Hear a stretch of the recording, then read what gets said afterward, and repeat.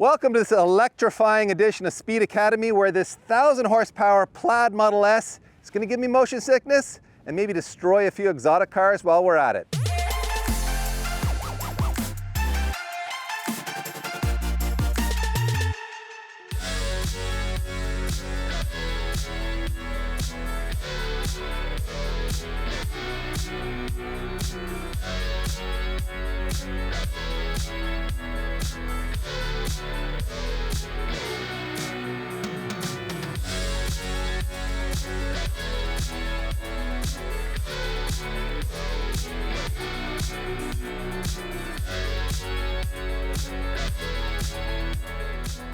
That's right, guys. Today is a very special day because we have the very rare opportunity to try this Plaid Model S. We think it may be the only one in Canada, and that is thanks to Team PGR and Sasha from Mountain Pass Performance, who's teamed up with them to prep this car for a very special event. So rather than yakking too much about all of that just yet, why don't we jump in here and cruise around Toronto Motorsports Park a little bit, and you can tell us what the plan is with this? So I'm not going to do full launch control here, but no, you may as well just hit the pedal. Just hit the pedal and see what it does. See what it does. I'm expecting my brain to move backward in my skull. Yes. And for me to feel very sick. Oh, that's nice. But it's worth it for the internet. All right, brace yourself, everybody. Here we go. All right, here we go. Oh, it's fighting. Oh, there it goes. It's putting it in now. It hurts.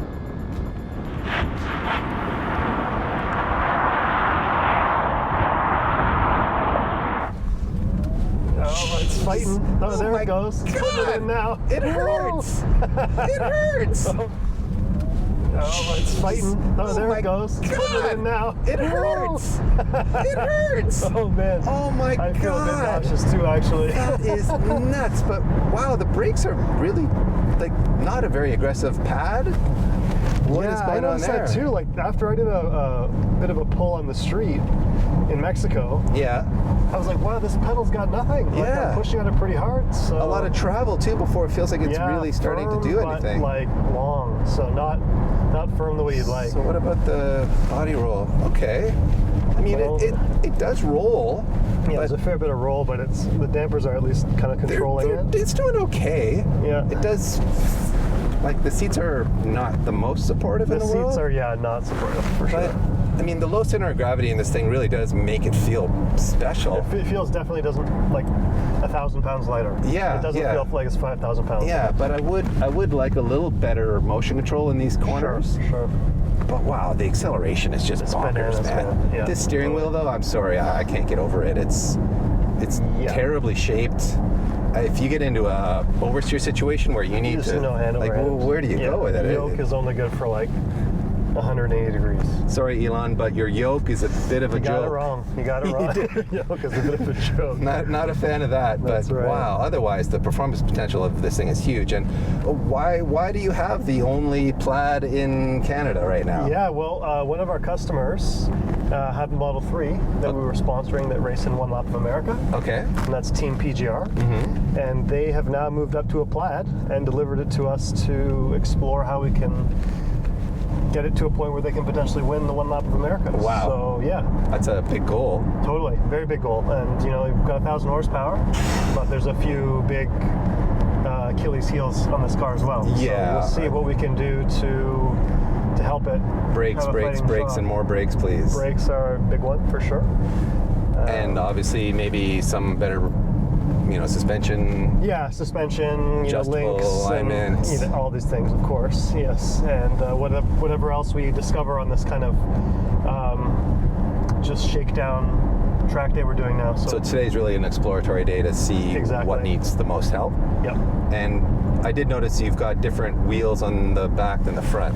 Yeah, and exactly that's part of it. So we have the same 11.5-inch wheels too on the front, but they won't fit until we bring the tops of the tires in and make some more space there. Right. So that was a sponsor of the team. Well, I recover from that launch, and man, I'm honestly feeling kind of dizzy and not quite right. Yeah, it wasn't even really a launch because we didn't get full power till 120 kilometers an hour. So that is bonkers how fast it is. You could feel it was still cutting, trying to. The blood is just so slowly moving back to where it's supposed to be in my body right now. So let me take a breather and. I'm gonna go put in a lap. All right.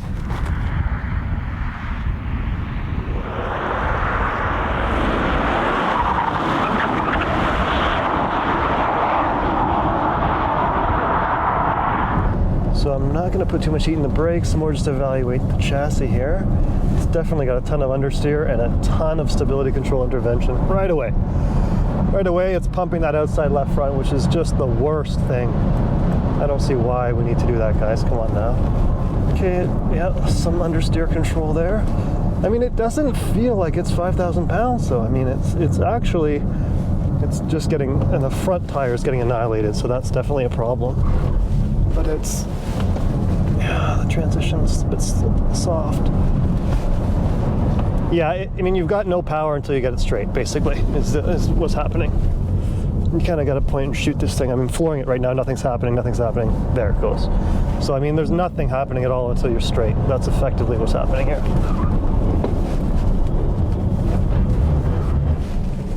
Wow, that was crazy stability control intervention. I thought something broke.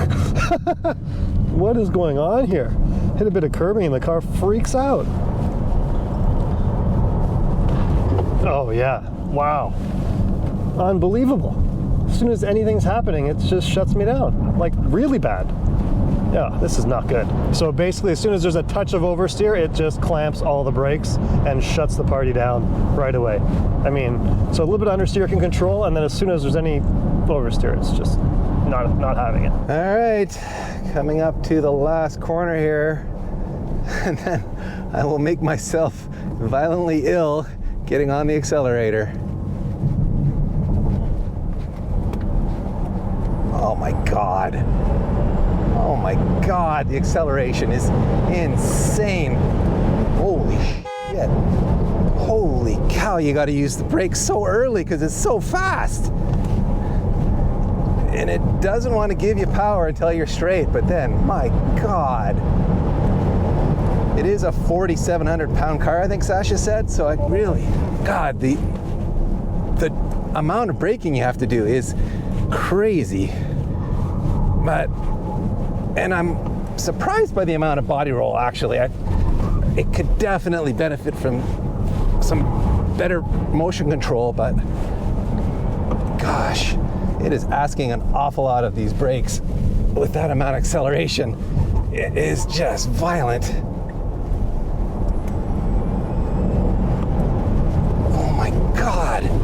Oh my God, it's so fast in a straight line, but you have to brake so early to get it under control into the corners, and then you can't really use the power until it straightens out.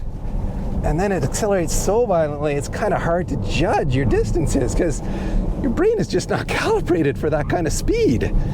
My God. Oh, I can smell the brakes are unhappy too.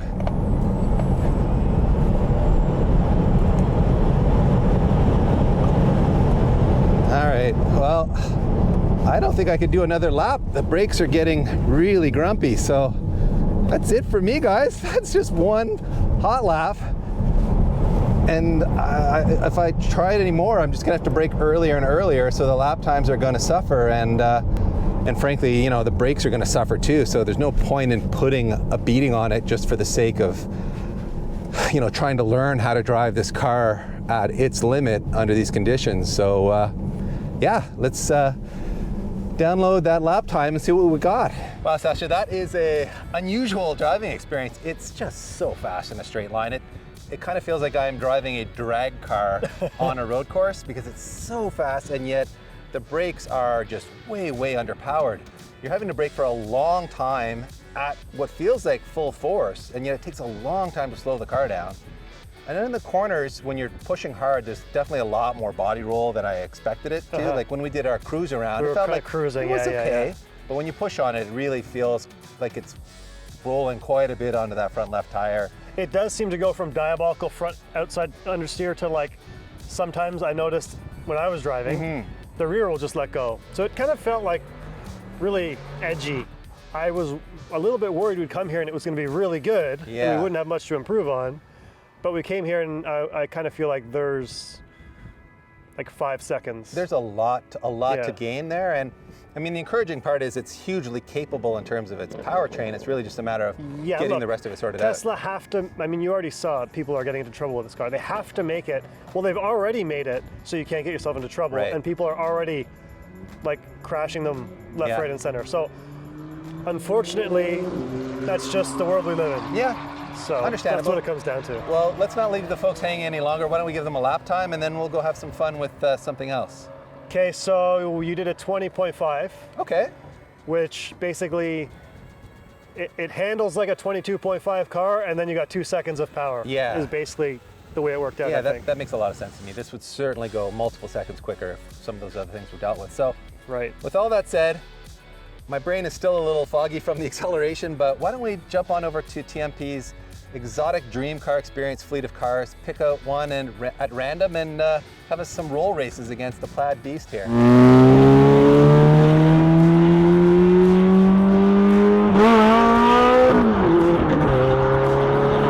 here we go, side by side with the Ferrari. We're gonna pace each other to the green pylon here, and then we're gonna send it.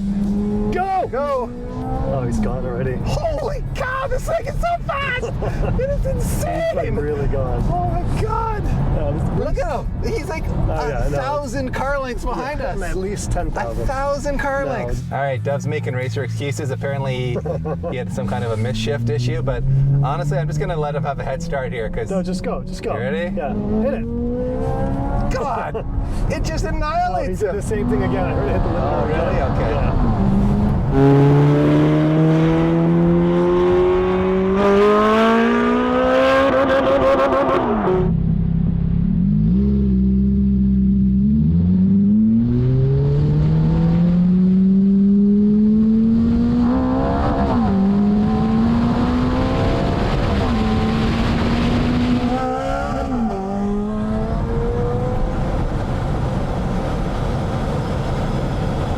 That's like 220, dude. I know, and I'm lifting early, obviously, but you have to lift early in this thing, because if you don't, you run out of room in a hurry.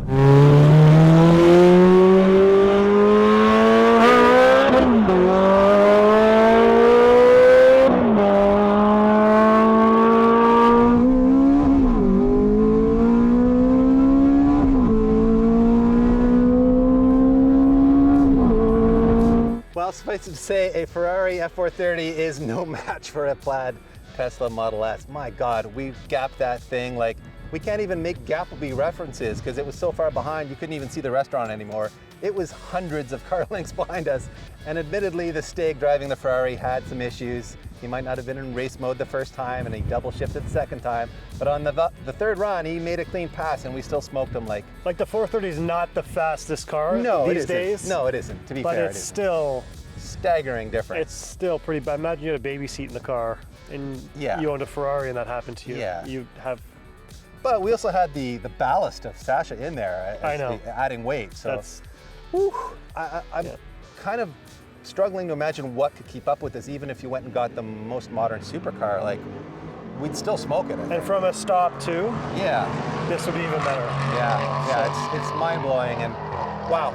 Well, I hope you guys enjoyed that. I know I really enjoyed it, and I'm really excited to see what you can do as far as developing this car further. And I understand you're going to be working on it maybe even later today. Yeah, we got a big push because we want to kind of get some bits on it before the winter comes. Yeah. So we want to get back out in a couple weeks. We've got a bunch of parts in the machines now getting cut.